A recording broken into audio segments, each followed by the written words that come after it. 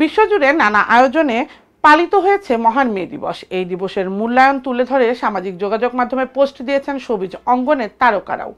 মে দিবস উপলক্ষে ফেসবুকে একটি পোস্ট করেছিলেন চিত্রনায়িকা শাবনূর।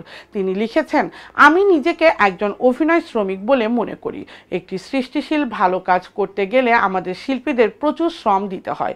প্রায় সময় প্রতিকূল পরিবেশ পরিস্থিতিতে এবং বৈরী আবহাওয়ার মধ্যে রাত দিন আমাদের কাজ করে যেতে হয়।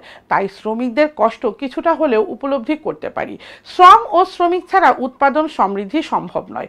আধুনিক বিশ্ব গঠনে তাদের অবদান অপরিসীম। তাই শ্রমিকদের অবদানের স্বীকার করে তাদের অর্জনের সম্মান জানাতে হবে।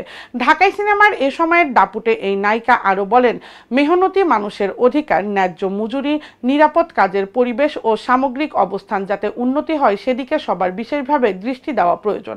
মহান মে দিবসে সব শ্রমজীবী মানুষকে আমার গভীর শ্রদ্ধা ও ভালোবাসা। শাবনূর দীর্ঘদিন ধরে অস্ট্রেলিয়াতে বসবাস করছেন। সম্প্রতি চলচ্চিত্র সমিতির নির্বাচনে ভোট দিতে তিনি এফডিসিতে এসেছিলেন। দীর্ঘ বিরতির পর আবার সিনেমায় কাজ শুরু করতে যাচ্ছেন তিনি। পরিচালক চয়নিকা চৌধুরীর মাতাল হাওয়া সিনেমায় অভিনয় করার কথা রয়েছে শাবনূরের। পাশাপাশি রঙ্গনা ও এখনো ভালোবাসি নামের আরও দুটি সিনেমায় অভিনয়ের কথা রয়েছে এই নায়িকার।